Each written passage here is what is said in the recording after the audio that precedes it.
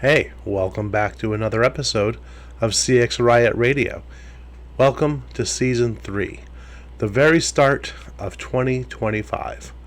CX Riot Radio, of course, is a podcast where we talk about customer experience and stuff, still in a hyper-caffeinated state. I'm David. I am the caffeinated CXO, which is just a title I made up. So it's fine. It's fine. What is a CXO? It is a Chief Experience Officer, right? And they were all the rage a couple years ago. But then, I don't know what happened. It's not as cool anymore. It's not as hip. It's not as neat. So, this episode is brought unofficially to you by Diet Coke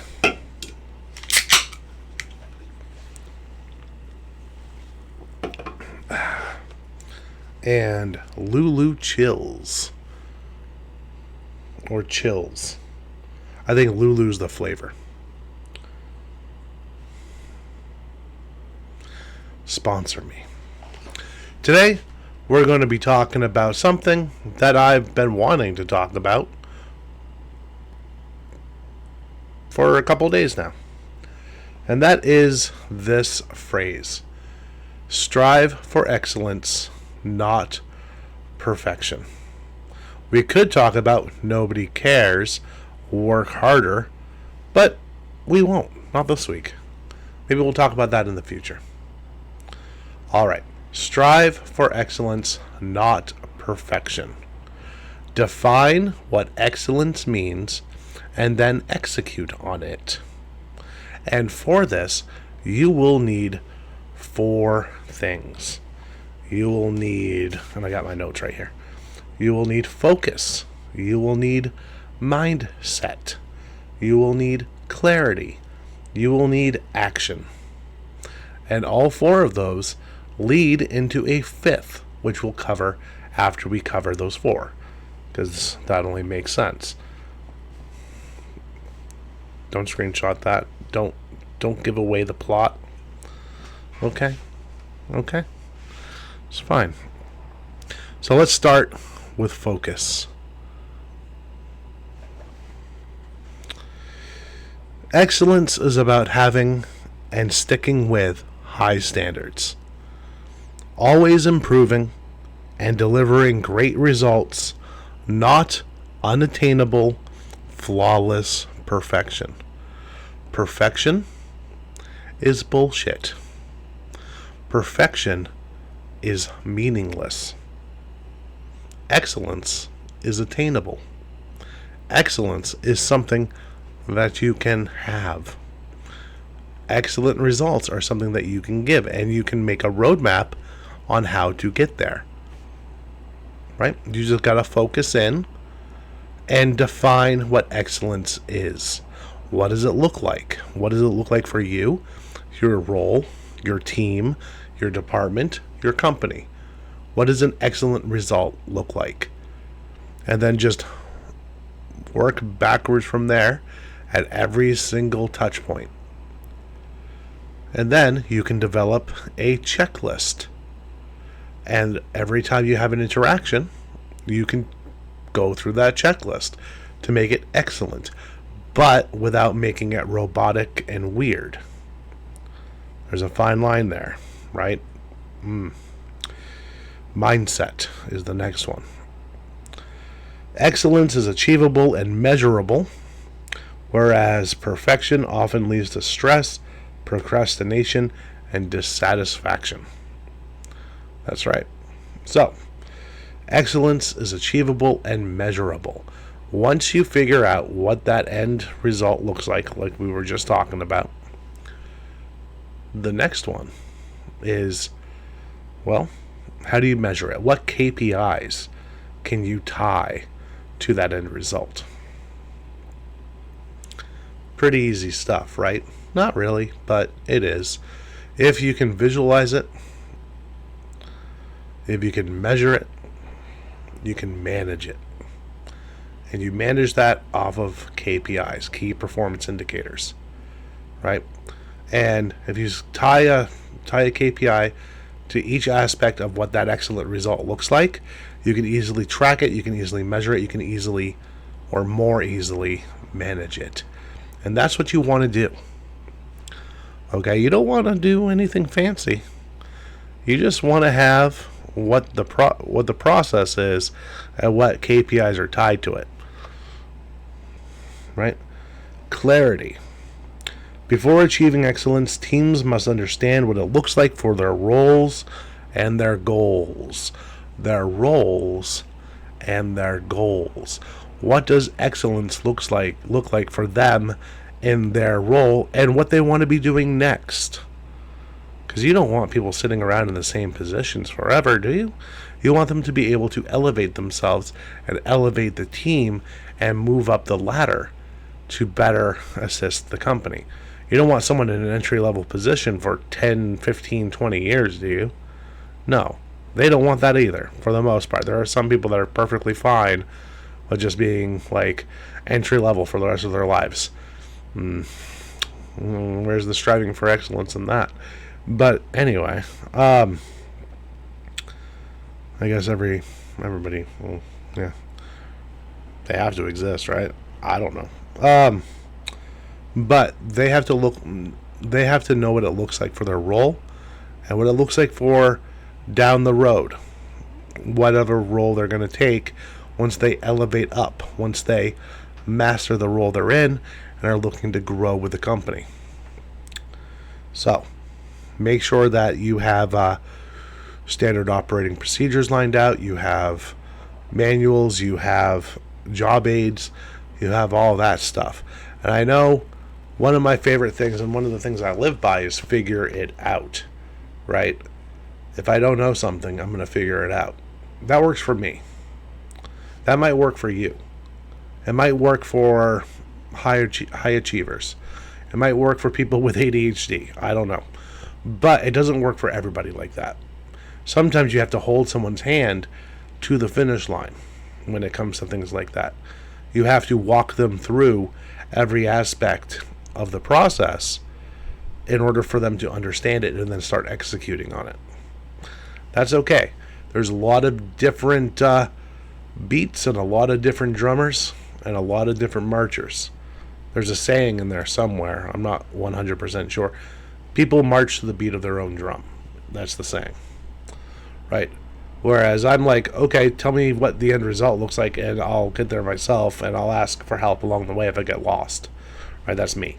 Some people need direct step-by-step directions on how to get there. That's okay. As long as you've clearly defined what excellence looks like and what the end result you want looks like, there should be no issue with that, right? And then action. Execution turns a well-defined standard into tangible outcomes. This way, you don't have to be surprised. Alexa, how much time is left on my timer? You have 15 minutes left on your 27-minute timer. Okay, that's good. Okay. Execution turns a well-defined standard into tangible outcomes. You should be executing always. Executing on your outcomes. Taking your outcome, creating those checklists like we discussed like 6 minutes ago, and checking off the list every time you do something. Over and over and over again until it becomes systematic. You want to create systems. You want to create aids.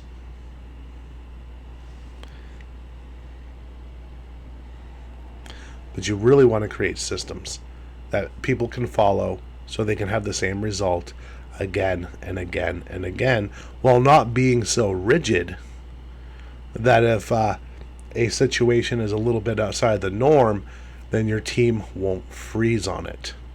Right? Oh, we've never been in this situation before. What do we do? Well, it's like 2 degrees off of the norm, so just 2 degrees off of the norm and then bring it back to the norm. I don't know what to tell you. It is literally that easy. But not everybody thinks that way. And not everybody can operate that way. And that's okay. So, to tie this into the whole theme of the podcast, which it is what it is CX is in the name of it, I kind of have to mention customer experience, right? And I don't want to do another name change.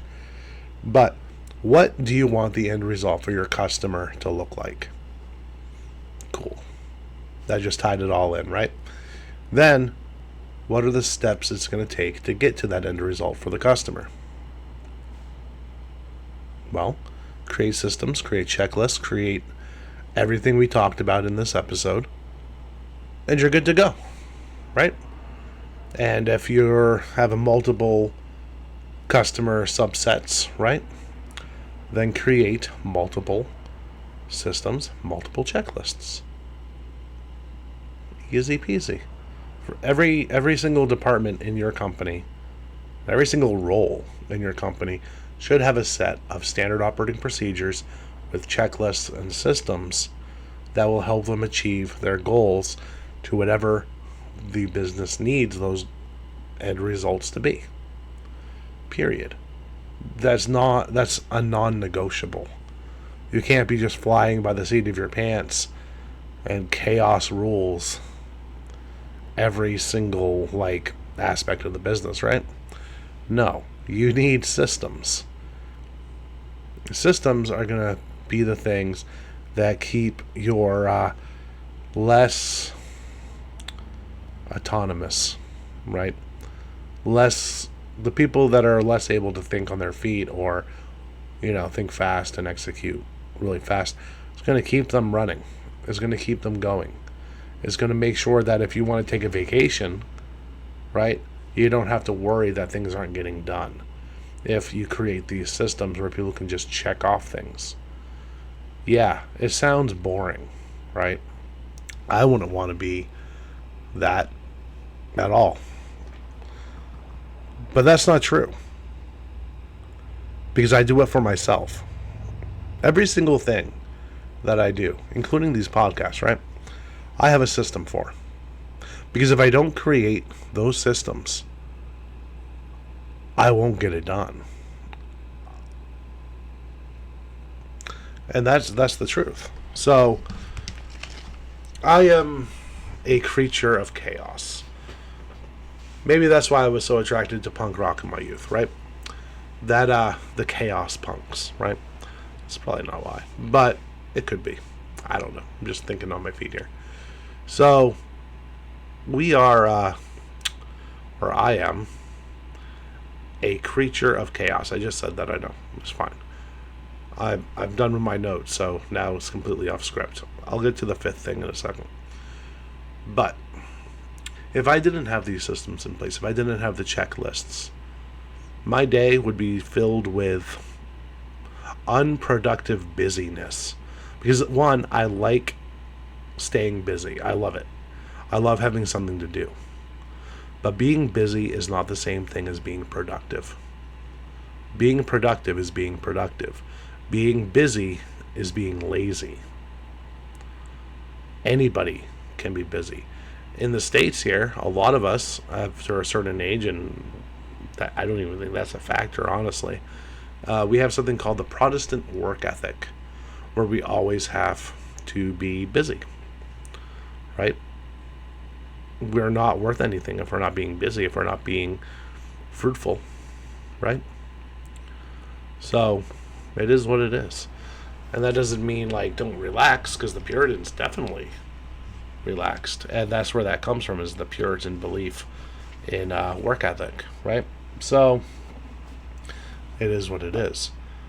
But, there's a huge difference in doing things and being productive. There's a huge difference between being busy and being productive.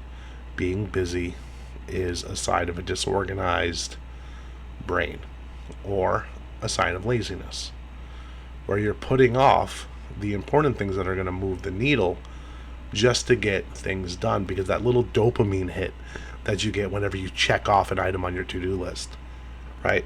And then you see people with those fucking 20 long to-do list, right? And it just keeps growing and growing.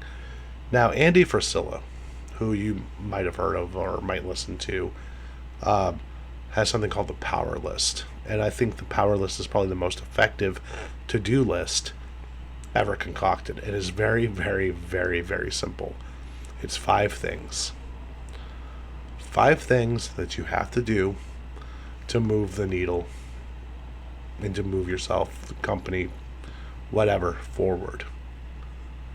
And you either win the day or you lose the day. If you win the day, meant you did all 5 of those things.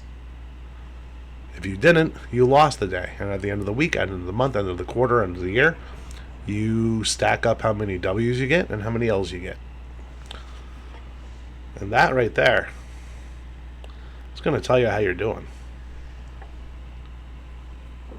If you chose the right things. And with that, like I said, you have to keep the end in mind. The end is what matters. What do you want the end to look like? And then reverse engineer it down to a day by day, or if you're crazy like me, an hour by hour thing, what you have to do to reach that goal, to reach that result. So the last thing, the things that these 4 things here, focus, mindset, clarity, and action, there's another one. And this one doesn't matter what your role is, doesn't matter what your title is, doesn't matter what you do. You have to provide value. You have to provide value to everyone around you. If you're a manager of a team, you have to provide value to your team. If you're on a team, you have to provide value to your team and to your manager. If you don't provide value to the manager or the company, what's the point of having you, right? Same for the manager. If he doesn't provide value to the team or the company, what good is he, right? And get a new manager in there, right? And that goes all the way up, that goes all the way down. Are you providing value for the people around you? And you can even extrapolate this and expand it. Are you providing value in your life? Are you providing value in other people's lives? If you are, great. You're doing fantastic. If you're not, what are you doing? Start providing value. The more you strive for excellence, staying away from perfectionism, the better off you're going to be. Excellence is attainable. Being good isn't good enough. Being great is the bare minimum. Being excellent, providing excellence, that is the new standard. And if you don't like that, that's okay. You can go back to being average. It's fine. Right? It is what it is. Just make sure that you've clearly defined what that excellence looks like at the end of the day. Take a day, take a couple days if you have to, and clearly define what that excellence looks like. You'll thank yourself at the end. So, if you made it this far, it's only 18 minutes. You're fine. Then, go ahead. Like, share, review, comment, share the show so we can make the show grow. Buy my fucking books. Buy my fucking merch. This has been CX Riot Radio. Happy New Year.